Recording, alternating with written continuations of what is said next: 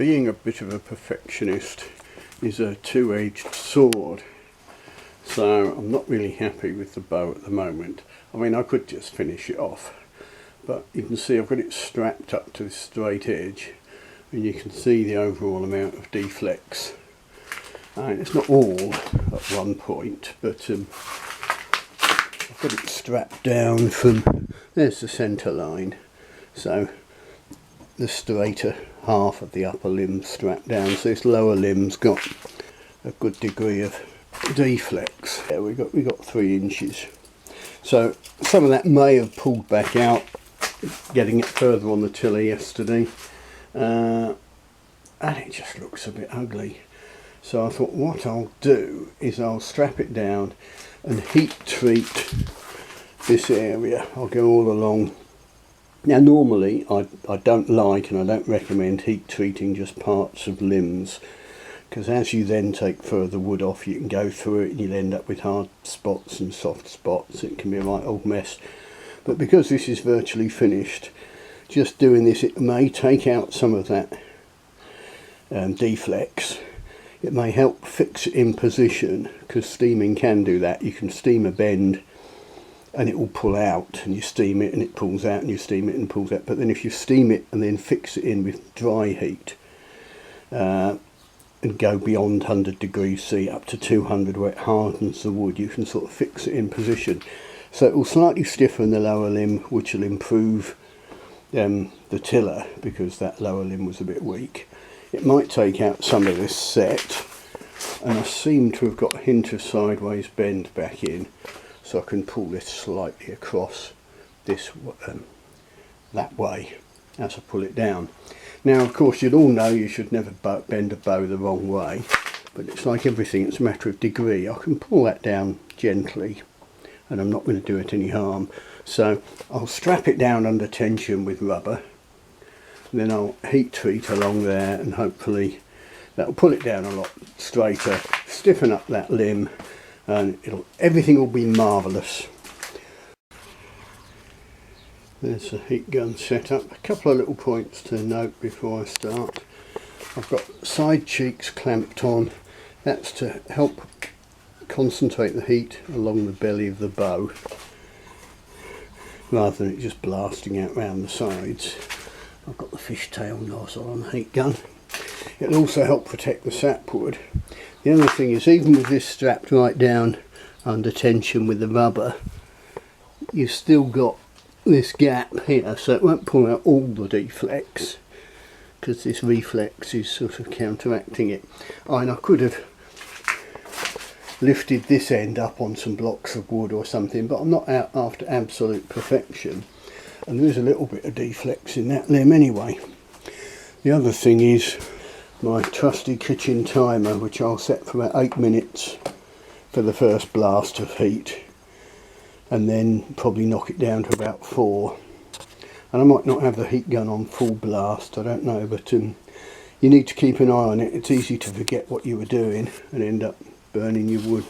Right, I've got it nice and toasty brown, and it's had a couple of hours to cool down, so let's unclamp it and see what's happened. Undo the strapping at this end and see how far it bounces back. Well, now it's about 1.5, so that's not bad at all. Well, I won't, oh, the other thing is, I think I've taken out a little bit of that sideways bend. And I won't put it on the tiller until it's had time to, you know, calm down a bit, so I'll do that tomorrow. I've done a lot of work on the bow now. I've got the belly heat treated, and that some more deflex pulled out. One of the areas where there was a split, I cleaned it out some more. It didn't go deep, so I just filled it with some walnut dust and super glue just to fill it and make it look pretty. I've just noticed there's this one on the other side which is very similar. Again, I'll scrape that out. You can see it did have some epoxy and dust in it, but the heat treating sort of shrink that and it was interesting there. I could also see there were some of the resins within the wood were coming out there, so I'll scrape that clean and again fill it with walnut dust and epoxy. I've started on the knocks, got them rough shaped. But a word about knocks. My pet hate is what I call the pencil sharpener look, where people taper where the knock's going in, but from about here, sharply tapered in, there's the knock. Yes, do that when you fit the knock, but once you've fitted it, blend it right back to about here. I've taken a lot of wood off, just tapering in gracefully and checking the thickness, because it was much too thick at the tips. I always leave a lot of bulk to allow adjustment of the string line. But one of the guys asked me, I think it was on Facebook or something, basically how do you've got a rectangular or D-shaped limb, and how do you blend it into a round knock? Well, the answer is you blend it in over a distance of sort of 6 or 7 inches. And if we peer down the bow to that end, you'll see that's blended in a lot more elegantly than it was before.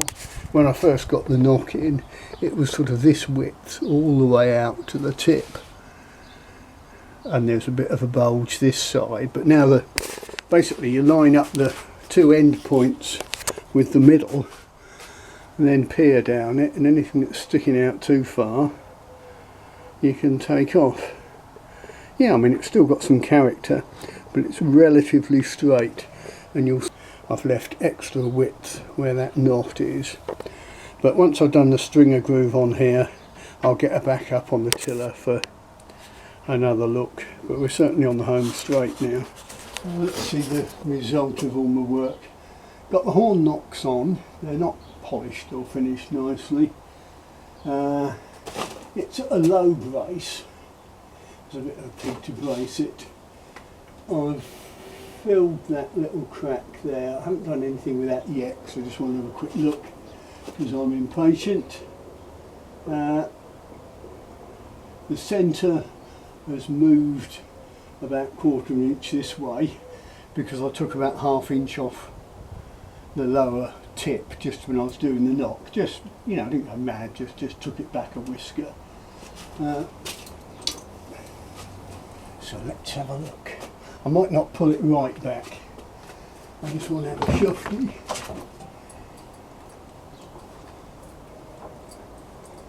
Yeah, you might see the tips moving a bit more. They're certainly a lot slimmer. Well, they're 60, 65.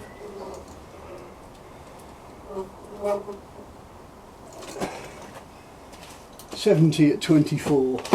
So I've got a bit in hand now. I can have a look at that. I think that should be a good improvement. I've started cleaning it up, you know, making it look a bit prettier. But if you can see, overall she's a lot straighter than she was.